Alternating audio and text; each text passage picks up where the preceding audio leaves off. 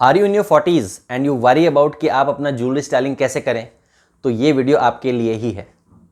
40 numbers की बात नहीं कर रहा हूं कि आप एग्जैक्टली 40, 41, 42 हैं।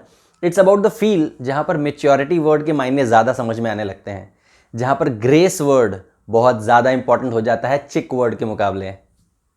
ज्वेलरी स्टाइलिंग में यही स्टेटमेंट देना होता है, जहां पर आपको ग्रेसफुल लगना होता है, हल्का सा चिक लुक भी देना होता है बिकॉज आप बूढ़े नहीं हो गए हैं, राइट। फेमिनिटी दिखनी चाहिए, but again glamorous, too much glamorous नहीं होना चाहिए, ओवर द टॉप कुछ भी नहीं होना चाहिए। ऐसी क्या चीज़ें हैं जो आप कर सकते हो और अगर आपने सही तरीके से स्टाइलाइज किया तो आप अपने एज के लिए बेस्ट गेटअप पा सकते हो। ऐसे 6 टिप्स की बात करूंगा मैं इस वीडियो में, तो आइए शुरू करते हैं अपना वीडियो। हाय, आप सभी खूबसूरत दोस्तों को मेरा नमस्ते। मैं हूं सौमित्रा, आपका jewellery expert from Dazzles fashion and costume jewellery.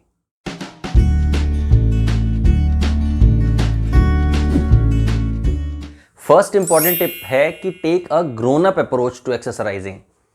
इसका मतलब है कि आपको टाइमलेस ज्वेलरी जो दिखे ऐसी चीज़ों पे तवज्जो देनी है, जिसमें एक लग्जरी की फील आए।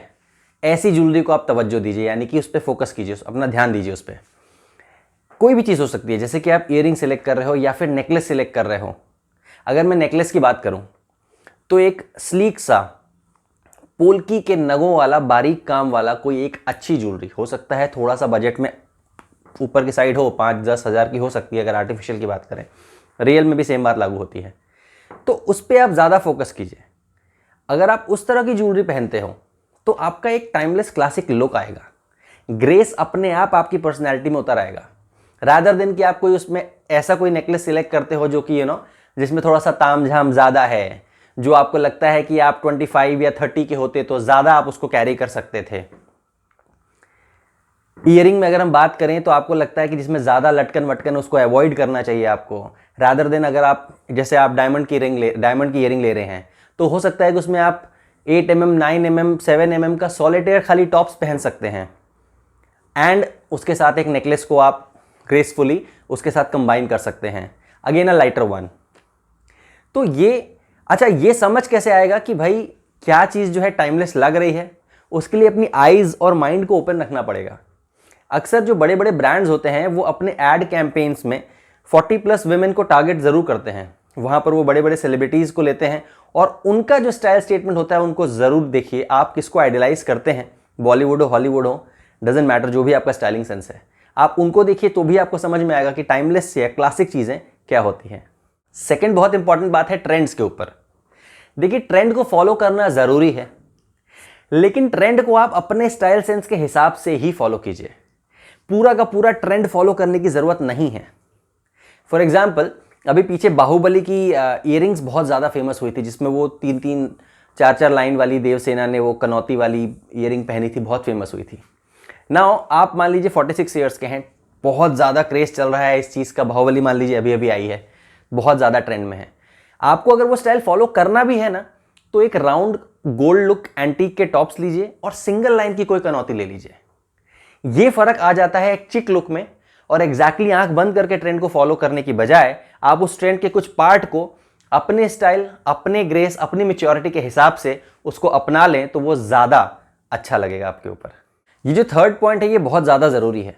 ये आपके ओवरऑल पर्सनालिटी के बारे में बता रहा हूं कि आप अपनी ओवरऑल पर्सनालिटी में एक फोकस पॉइंट खाली सिलेक्ट कीजिए। वो एक फोकस पॉइंट कुछ भी हो सकता है। वो आपकी ईयरिंग्स हो सकती हैं, वो आपका नेकलेस हो सकता है, वो आपका बेल्ट हो सकता है, या फिर आपका खाली जैकेट हो सकता है। एक से ज़्यादा फोकस पॉइंट पे आप मत जाइए, ब्लंडर हो जाएगा बेसिकली। एक एग्जांपल लेते हैं। मान लीजिए कि आपने एक स्टेटमेंट ईयरिंग पहनी है और आप उसी को फोकस बनाना चाहते हो, तो उसके साथ ड्रेस भी उतनी ही ज़्यादा मेसी या फिर उतनी ही ज़्यादा लाउड सिलेक्ट मत कीजिए। उसके साथ एक सिंपल सा शिफॉन का टॉप्स पहन सकते हैं, डेनिम पहन सकते हैं, और उसके साथ आप एक बहुत ही स्टाइल स्टेटमेंट वाली ईयरिंग पहन सकते हैं। या फिर सेकंड एग्जांपल ले लीजिए, मान लीजिए आप एक ठंडियों में एक ऐसा जैकेट पहन रहे हो जो कि बहुत लाउड है और आप अपने स्टाइल स्टेटमेंट का मेन फोकस उसको रखना चाहते हो, तो अंदर एक प्लेन टॉप पहनिए, नीचे प्लेन कलर कोऑर्डिनेशन में कोई डेनिम या कोई भी बॉटम वेयर पहन सकते हैं।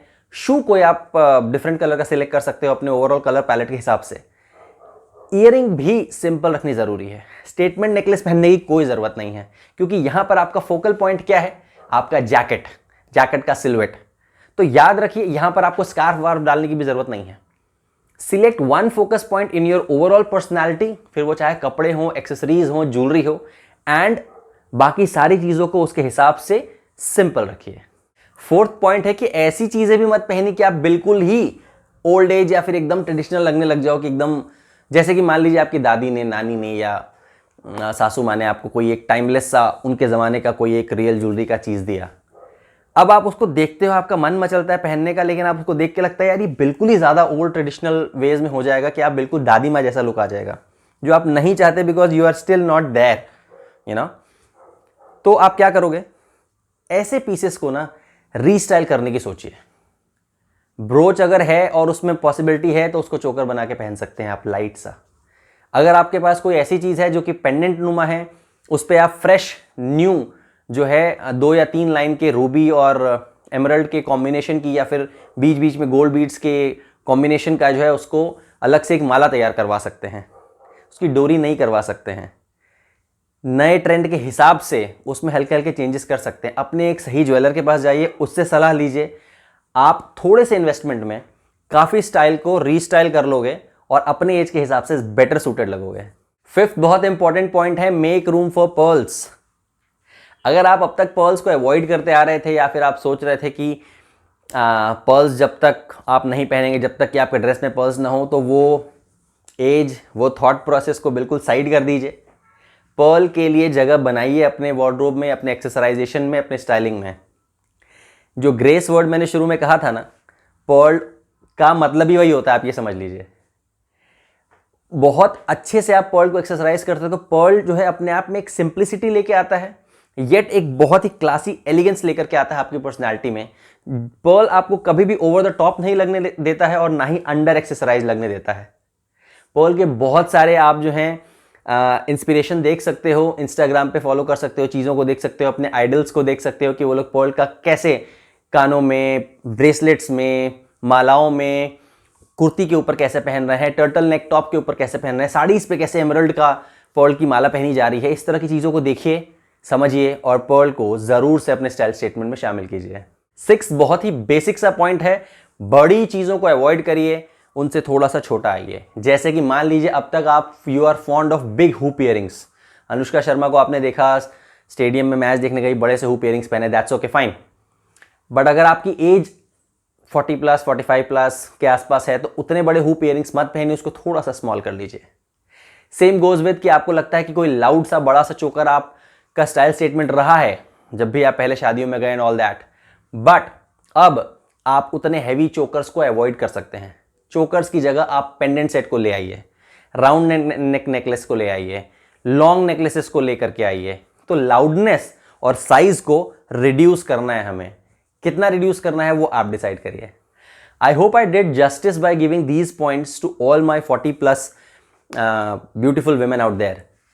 मैं यहाँ पर कोई स्पेसिफिक एक्सेसरी या स्पेसिफिक ज्वेलरी नहीं दिखा रहा था, मैं आपको पहले एक स्टाइलिंग का सेंस समझाना चाह रहा था कि जब आप उस एज ब्रैकेट में हों या उस फील ब्रैकेट में हो, आप ऐसा फील करते हैं, तो आपको क्या सोच करके अपनी ज्वेलरी का सिलेक्शन करना चाहिए। Hope I was successful. आपको कौन से पॉइंट में डाउट है मुझे कमेंट में बताइए। आपको कोई स्पेसिफिक डाउट है ईमेल करिए, I will definitely revert on email.